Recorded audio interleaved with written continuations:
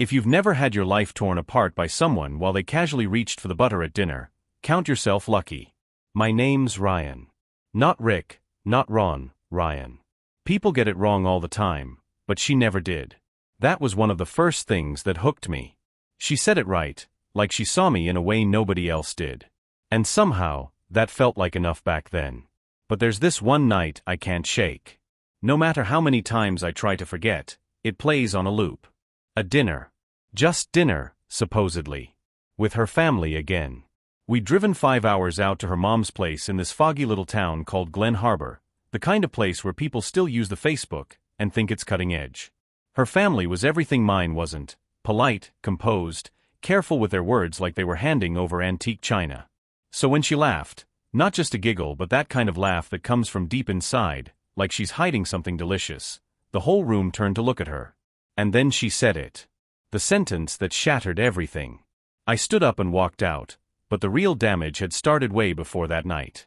That dinner wasn't the beginning. It was the final straw in a slow, quiet unraveling. I saw it coming. Weeks before. Hell, maybe months. I just didn't want to face it. Or maybe, deep down, I needed her to give me a reason to finally leave a house that hadn't felt like home in a long time. I know you're wondering what she said. I'll get there. But first, let me take you through the slow fall that led to that moment. Because if you've ever felt the world shift under your feet while everything around you stays perfectly still, this part might hit too close to home. There's a kind of silence that doesn't come from shouting or slamming doors. It's sneakier. It creeps in, like fog under a doorframe, quiet but suffocating. That's what our marriage turned into. Looking back, I realized the silence had been screaming long before I ever noticed. It started small. The kind of stuff you convince yourself isn't a big deal. She stopped texting the way she used to. I'd send her a dumb meme or something funny, and instead of her usual triple laughing emojis and a "you're so dumb," I'd get a thumbs up. Sometimes, nothing. When I pointed it out, she brushed past me, smiled that tired smile, and said, "You read into everything too much." That wasn't me overthinking. That was me paying attention. And maybe that's my curse, noticing the wrong things way too soon, and the right ones way too late. Her name was Emma. Smart, sharp, always a couple steps ahead in any conversation. That's what I loved most about her at first. But somewhere along the way, that turned into something she used to keep me off balance. I'd ask a real question, something important, and she'd have a clever answer ready before I finished. Any doubt I raised, she turned into a joke. And when my gut twisted in those quiet moments, she'd hit me with a soft smile like a sedative. And I took it. Over and over. About a month before that dinner, I found a hotel receipt folded up in her coat pocket. It still smelled faintly like that vanilla body spray she swore she didn't wear. It was from a boutique hotel out in the hills, a place we'd never stayed. The date? A Tuesday, 2 weeks prior. A night she told me she had to work late and would crash at her friend Nicole's to save the drive. I kept that receipt for 3 days before I asked her. When I finally did, she looked at me like I was losing it. That was Nicole's surprise birthday. "I told you about it," she said with a perfect poker face. No, she hadn't. But before I could respond, she tacked on, "You probably just forgot," kissed me on the cheek, and walked off like she hadn't just steamrolled over reality. I wanted to believe her. God, I did. I tried to convince myself I'd forgotten. But I knew better. That's when I started keeping notes. Sounds crazy, I know. But I couldn't trust myself anymore. Every time she left the house. Every odd reaction. Every time something felt off. I jotted it all down in a note on my phone labeled "grocery list." Like if I disguised it as something normal, it wouldn't hurt so bad. And the patterns started showing. Her weekend mental health trips. The way she triple-checked if I'd be home before bringing in the mail. Texts at midnight from people saved under cryptic initials, JD, RB, KC. I convinced myself they were co-workers. But one night, while she was in the shower, a text popped up from KC that read, "Miss last night already. Let's plan our next escape." My stomach dropped. I should have marched into that bathroom, phone in hand, and asked her point blank. But I didn't. I just turned off the screen, put the phone back, and went downstairs to make coffee, like a man boiling water while his house burned down behind him. I brought it up the next day. Or tried to. We were driving somewhere, the radio playing some old soft tune, and instead of saying what I needed to say, I asked, "Do you ever think about getting a dog?" She laughed. Said, "Only if it's house-trained and emotionally stable." We didn't talk the rest of the ride. That became our normal. Me inching toward the truth. Her dodging it with sarcasm and silence. I kept telling myself, as long as she didn't say it out loud, maybe it wasn't real. Maybe I could still believe in the version of her who looked me in the eye on our wedding day and promised forever. But forever isn't a guarantee. It's a bet. And the odds? Yeah, they weren't in my favor anymore. I hadn't told anyone yet. Not my brother Nate. Not my coworker Jared, who always asked about Emma with a grin.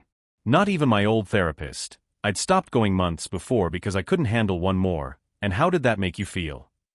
It made me feel like I was trapped in a war I never signed up to fight. Then came the dinner. Her mom called about a week beforehand. Said it had been too long. "We miss you too," she said. Then, half joking, added, "You're still a package deal, right?" Emma was already nodding before I even answered. So I said yeah, sure, and we packed up. I sat in the passenger seat beside a woman who didn't feel familiar anymore, heading toward a house full of people who still thought we were the golden couple. But I wasn't prepared for what she'd say that night. Not even close. The day we left for Glen Harbor, it rained non-stop for hours. The kind of rain that doesn't let up, that soaks into everything and makes the world feel heavier than it should. I remember watching her hands grip the steering wheel as we backed out of our driveway. She always drove on trips to her parents' place. Said I was too slow, too careful. That day, I let her. I didn't have the fight in me. We didn't talk much. I played one of those soft, instrumental playlists, the kind of background noise you use to avoid hearing how quiet things really are. I watched her from the side. Her face was calm, blank, like a pilot focused during turbulence. At one point, I reached over and lightly touched her wrist. Just a moment. She didn't pull away. But she didn't look at me either. Her fingers just tightened around the wheel. We stopped for gas halfway.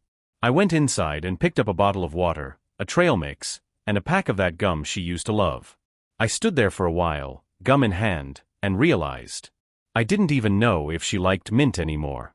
I didn't know much of anything about her anymore. And that scared me more than I wanted to admit. When I got back to the car, she was texting. As soon as she saw me coming, she tilted the screen away, just slightly, casual enough to seem unintentional. But I noticed. I always noticed. "Who's that?"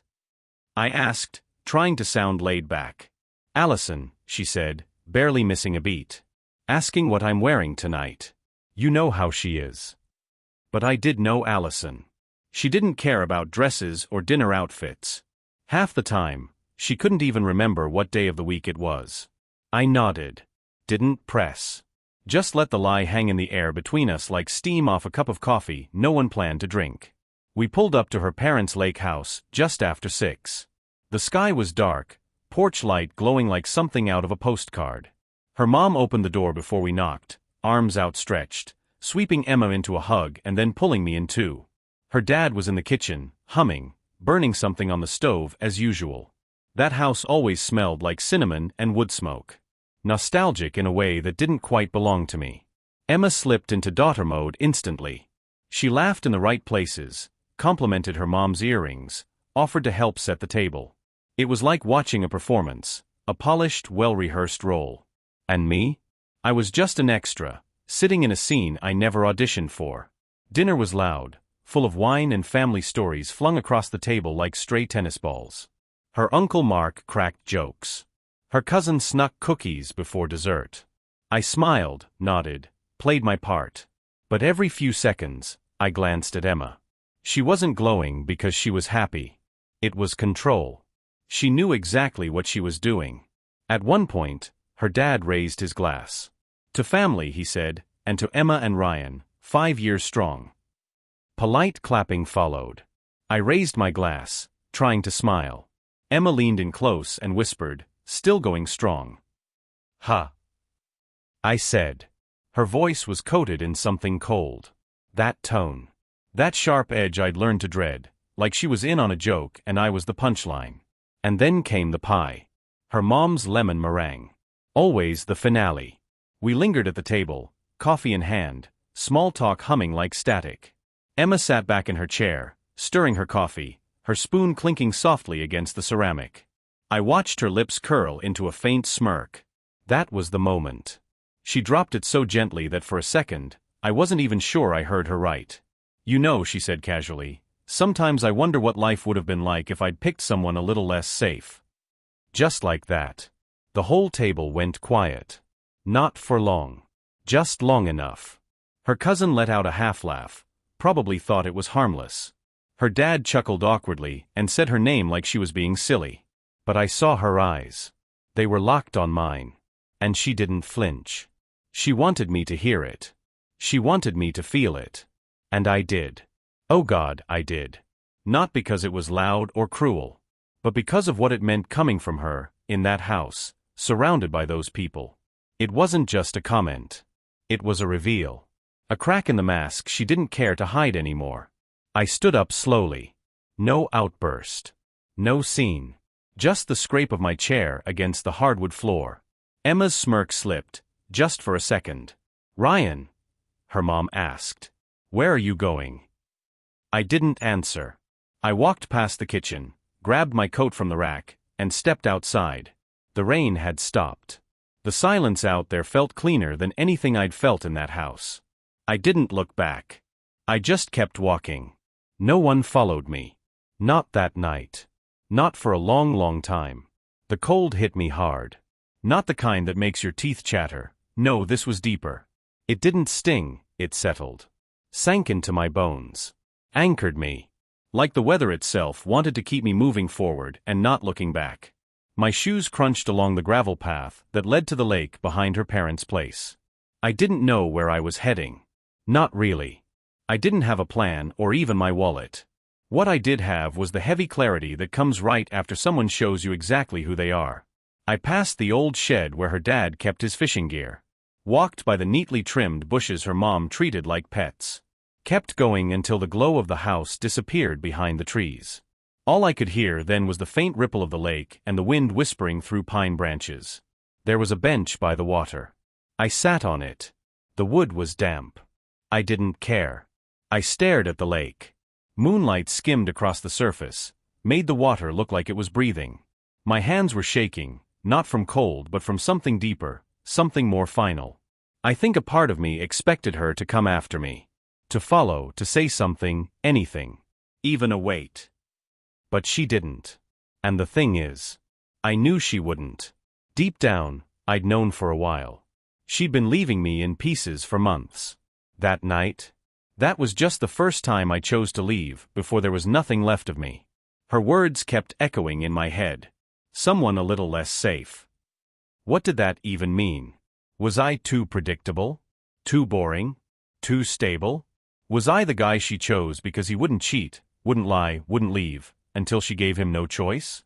She used to call me reliable, like it was a badge of honor. Now it felt like she'd meant it as a warning. Like I was dependable the way beige paint is dependable, steady, but invisible. I don't know how long I sat there, but eventually, I stood up and wandered toward the edge of the lake. I pulled out my phone. Notifications lit the screen, group chat banter, a missed call from an unknown number. Nothing from her. I opened our shared photo album. HMER Adventures, our initials. We used to fill it with every trip, every spontaneous weekend away. Camping in Oregon. That bizarre weekend in Sedona. The road trip to Big Sur where the car broke down and we laughed ourselves stupid in the backseat. I scrolled through the photos like I was looking at someone else's life. Because that's what it felt like, distant, foreign, fake. I started typing a message. Just one line. You didn't have to say it like that. I stared at the words, then deleted them. Typed another. I really wanted to be enough for you. Deleted again. I locked the phone and slid it back into my pocket. That was when I knew I wasn't going back. Not to that house. Not to that version of us. I wasn't going to spend another night sleeping beside someone who kept one foot out the door and a hand on their phone. I wasn't going to wake up pretending the silence wasn't screaming anymore. I followed the road until I hit the edge of town. That's where I saw it, a little diner, still open. The kind of place with flickering neon and steamed-up windows. It looked like something out of a dream or a movie about someone trying to disappear. I pushed the door open. The place smelled like burnt coffee and vinyl seats rubbed raw from years of tired people coming and going. A woman behind the counter raised an eyebrow. "You look like you've seen a ghost," she said. "Worse," I mumbled. She poured me a coffee without asking. Black. I hate it black. But I drank it anyway. There was an old man 2 booths over, scribbling something in a notebook. A couple in the corner whispered so closely it was like they'd never been apart. Life, I realized, hadn't stopped just because mine had. I stayed until they closed. Didn't want to go back. Couldn't. I booked a cheap motel room down the road. Told myself it was just for one night. Just a night to breathe. But morning came, and I didn't want to return. So I didn't. At noon, I sent her a text. Left my ring on the nightstand. "You'll be happier without me." No reply. An hour later, I turned off location sharing. That evening, I deleted our shared calendar, our photo album, and then her number. I didn't block her. Blocking felt angry. And I wasn't angry. I was exhausted. Exhausted in a way that no amount of sleep could fix. That's the part no one talks about. Sometimes leaving isn't about rage or revenge. Sometimes it's just about choosing yourself before you forget what you look like. I called my brother Nate. Told him I needed a place to crash. He didn't ask questions. Just texted back, "I'll send you the address." The next day, I caught a bus wearing the same clothes from the dinner. Still no word from her. Not a peep from her family. Not even a "where did he go?" That silence? It told me everything I needed to know. My brother Nate lived about 3 hours away in a town that looked like it had been left behind by time. His house was half finished, smelled like sawdust and cheap takeout. His fridge was mostly beer and expired mustard. But it was perfect, because he didn't ask for explanations. That first night, he handed me a cold one, nodded toward the back porch, and let me be. 2 nights later, while we were watching some old western with the sound too low and the subtitles lagging, he finally said, "I always knew something wasn't right with her." I looked at him. "Why didn't you say anything?" He shrugged. "People don't listen when they're in it. You only hear what you're ready to." That stuck with me. I wasn't ready, not until she said what she said at that table, right between a sip of wine and a bite of lemon pie. Like I was some kind of safety net she regretted falling into. I thought of the signs I'd buried. The lies I'd let sit. The excuses. The hours she disappeared. The way she looked at her phone more than she looked at me. And the laughter, that little laugh right before she said it. That part still echoed. I got a job at a local hardware store the following week. Just part-time. Minimum wage, dusty aisles, old folks asking for light bulbs that hadn't been manufactured since the 80s. But it felt good. Honest. Solid. It felt like something that didn't require translation. I stopped introducing myself as Ryan and Emma. I was just Ryan now. It was strange at first. Like taking off a wedding ring you've worn so long that your skin is a different color underneath. But slowly, that feeling started to fade. She never reached out. No call. No text. No apology. No explanation. Not even a check-in to see if I'd made it somewhere safe. And honestly, that silence was louder than anything she could have said. At night, I'd walk through Nate's neighborhood. The chain-link fences. The porch lights that flickered. I'd watch couples out on their steps, some arguing quietly, others laughing like nothing could ever go wrong. Teenagers sat on curbs with their headphones in, scrolling through lives I wasn't part of anymore. And for the first time in a long time, I didn't mind being invisible. About 2 weeks in, I got a letter. No return address. Just an envelope sitting in Nate's mailbox. Inside was a single photograph, me and Emma standing outside that gas station in Big Sur. Her arms wrapped around me. Mine around her waist. We both looked sunburnt, sleep-deprived, and wildly in love. On the back, written in small, neat pen. You always were the safer choice. No name. No signature. Just that. I stared at the picture for a long time. It felt like a message not from her, but from a ghost, a version of her I hadn't seen in a long time if ever. That guy in the photo? He didn't exist anymore either. I burned the picture in Nate's backyard that night. Thought I might cry. I didn't. What I felt was empty. But not in a bad way. Not hollow. Just clear. Like a room that's finally been cleaned out. No more tripping over old emotions. Just space. Space I could fill with things that were mine again. Books I wanted to read. Friends I hadn't talked to in years. Mornings with coffee and no urge to check if someone else had decided to love me that day. I still thought of her sometimes. Still caught myself wanting to send her a funny video or a weird dream I had. But those moments came less often. And when they did, they didn't hurt like they used to. Because I didn't need her to be the villain. She probably didn't cheat with her body, but emotionally? Mentally? She left me a long time ago. She just waited until I was the one to move first, so she wouldn't have to carry the guilt. But we both knew the truth. She was already gone. It had been almost 2 months since that night by the lake. 56 days, to be exact. I didn't count on purpose. I just typed it into a note the night I moved into Nate's spare room. Day 1, breathing again. Hurts less than I expected. I hadn't thought about her for 2 full mornings in a row. That felt like something. The ache was still there, sure, but it had faded into background noise, like the hum of a refrigerator you stop noticing after a while. I was starting to piece myself back together. Slowly. Carefully. Cooking again. Reading. Even started sketching, something I hadn't done since college. I wasn't drawing faces, just shapes, shadows, lines with no names. Abstract stuff. It helped. It made me feel like maybe there was something left in me that wasn't broken. And then the message came. I was closing up the register at work when my phone buzzed in my back pocket. No contact name. No profile picture. Just a text. Can we talk? I stared at it like it might set itself on fire. I knew it was her. There was no question. Nobody else texted like that. No greeting, no explanation. Just a middle-of-the-road line that dangled like a half-open door. Emma always had that way of speaking. Like she was already in your head before you even picked up the phone. I didn't reply. Instead, I locked the screen, put my phone away, and wiped down the counter like nothing had happened. But that night, I didn't sleep. I just lay in Nate's guest room, staring at the ceiling while wind scratched at the windows, wondering. Why now? What did she want? Was she lonely? Regretful? Had things gone wrong with whoever KC turned out to be?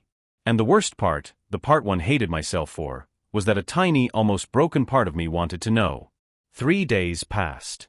Then another message. Please. Just a few minutes. Still no name.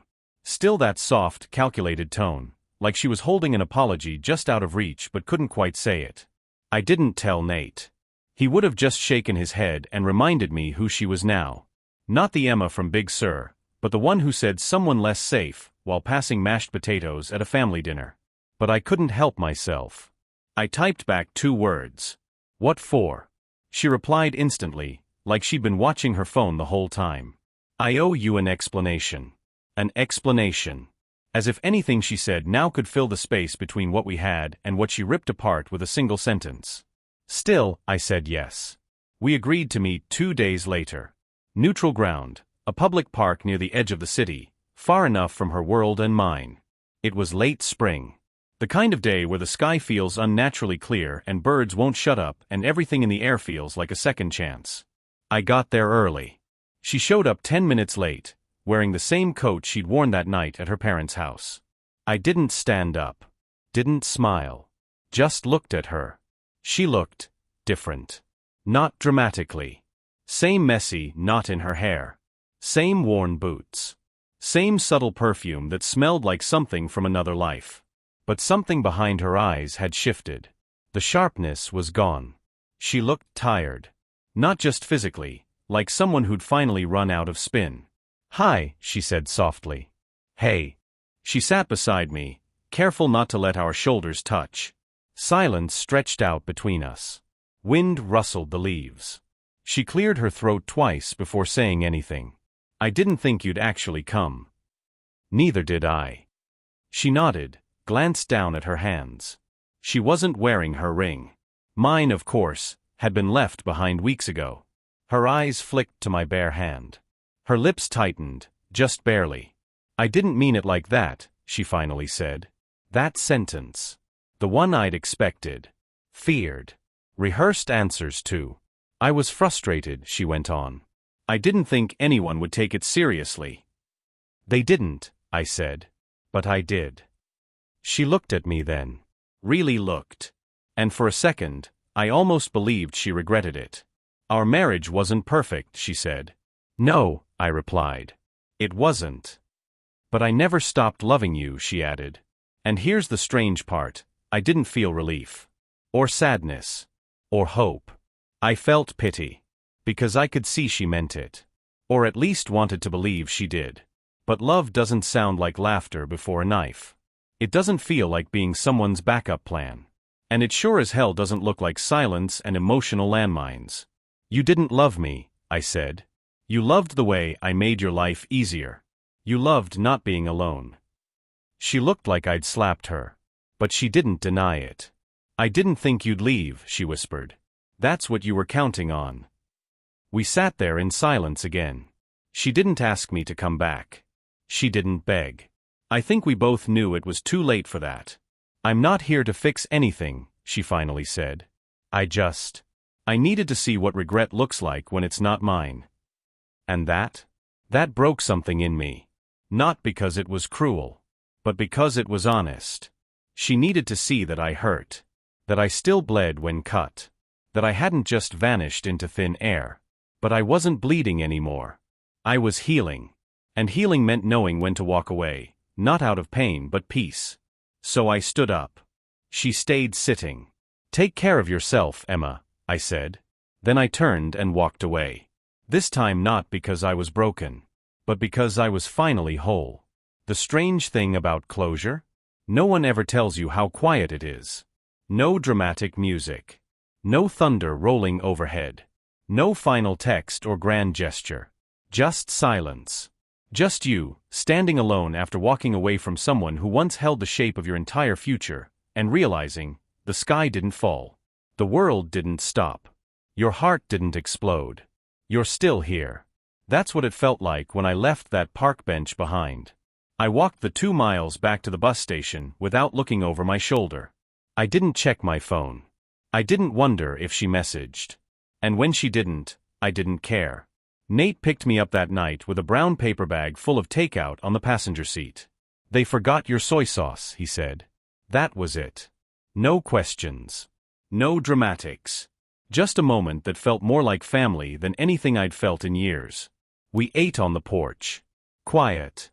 The sound of crickets, a neighbor's dog barking, streetlights humming like ghosts of conversations. It felt like a night that didn't need to be remembered. But I remember it anyway. Because something shifted in me that night, not loud, not showy. Just, final. Over the next few weeks, my life changed in small, quiet ways. I shaved my beard. Not because it looked bad, Emma used to like it. But that's exactly why I got rid of it. It had become part of the version of me that existed for her. I wanted to see my own face again. When I looked in the mirror afterward, it felt like meeting someone I hadn't seen in a long, long time. Someone sadder. But someone real. I changed my number. Not out of spite. Just peace. The old one felt like it still belonged to the guy who tiptoed around conversations, who saved receipts like they were proof he wasn't crazy. That guy didn't live here anymore. I started therapy again. This time with someone new. Dr. Marcy Truitt. Gray streaks in her hair. A clock on the wall that ticked too loudly. I told her everything, not all at once, but in fragments. Pauses. Silence I didn't feel the need to fill. One day, after I'd told her about the bench. About what Emma said. About how I didn't yell or beg or fight back, she looked at me and asked, "Does that make you feel weak?" I thought about it. Then shook my head. No. It makes me feel done. She smiled. That's a different kind of strong. I didn't believe her at first. But over time, I started to understand. Strength isn't always noise. Sometimes it's just not carrying someone else's disappointment like it's your burden to bear. I kept drawing. Faces, this time. Not Emma. Not me. Just strangers. People I'd never met. Wrinkles. Freckles. Scars. Emotions I didn't need to explain. It helped. One night, someone invited me to hang a few pieces at a local art show. Just a converted bookstore, nothing fancy. I almost said no, but something inside me, the version of Ryan who was starting to breathe again, said yes. I wore a shirt I hadn't touched since college. Caught my reflection in a store window on the way there and barely recognized the guy staring back. In the best way. People looked at my art. They nodded. One woman cried, said a sketch reminded her of her father. I didn't ask which one. I just stood there beside her in the silence. For a second, I wasn't the guy who got left. I was the guy who left. A week later, I got an email from someone I hadn't thought about in a while. Allison. Not a call. Not a text. Just an email with the subject line. You deserve to know. The message said. It wasn't just a sentence. She meant it. I didn't cover for her. I stayed quiet because I didn't know what to say. I'm sorry. That was it. No sign-off. No explanation. Just truth. I sat with it for a long time. Read it over and over. I didn't respond. What would have been the point? It didn't undo anything. It didn't heal me. It just confirmed what I already knew, there had been someone else. Maybe not physically, but emotionally? Mentally? Yeah. Absolutely. And the strange part? It didn't break me. It validated me. It told me I hadn't been paranoid. That my instincts weren't lies I told myself in the dark. I sketched that night. A woman sitting at a cafe table, her back to the viewer. Shoulders hunched, just slightly. Teacup untouched. Not sad, just resigned. I titled it, The Safer Choice. It's been almost a year now since that dinner. Since I got up from that table full of wine and jokes and lemon pie and walked out of a life that was already crumbling. Since then, I've lived more honestly than I ever did when I was pretending to be okay. I don't tell people everything when they ask. Old co-workers. Mutual friends. I just say, we grew apart, and leave it there. Because the truth that matters isn't how others remember our story. It's that I got to write the ending. I live in a small apartment above a bookstore now. I painted the walls green, not because green means anything special, but because it never meant anything to us. And that felt important. To make choices that were mine. Just mine. I still work part-time at the hardware store, but on weekends I teach a sketching class. Started with 3 people. Now there are 12. We sit in a circle, paper in our laps, charcoal in our hands, learning how to see things most people miss. The curve of a jaw, the sadness in a smile, the story in a wrinkle. One woman once told me, you don't teach drawing. You teach noticing. I took that as a compliment. Nate's dating someone now. Val. She drinks too much tea and forces him to do jigsaw puzzles before bed. He rolls his eyes, but I've never seen him smile this much. As for Emma, she never reached out after that day in the park. I haven't seen her. Haven't heard a whisper. And honestly, I hope she's okay. I don't want her to be miserable. I don't want her to regret everything. I just want for her what I wanted for myself. Peace. Because the real ending to our story isn't that she hurt me. It's that I healed. And healing doesn't always look like shouting from rooftops. Sometimes it looks like planting roots in the quiet. Like a morning where no one's asking where you were. Like a cup of coffee that's still warm and a day that's still yours. If you're sitting across from someone who makes you feel like the backup plan, like the safe choice, like the person they settled for, I hope you remember this. You are not anyone's placeholder. You are not the warm-up act for someone louder or braver or more exciting. You are a whole story. And walking away? It's not the end of your worth. It's the beginning of your truth. I didn't get revenge. I didn't get closure in the way I thought I would. I got something better. I got myself back. And some mornings when the sun slips through the trees just right and the world feels still, I smile, because I know. I didn't just leave her behind. I found me. And I'm never going back.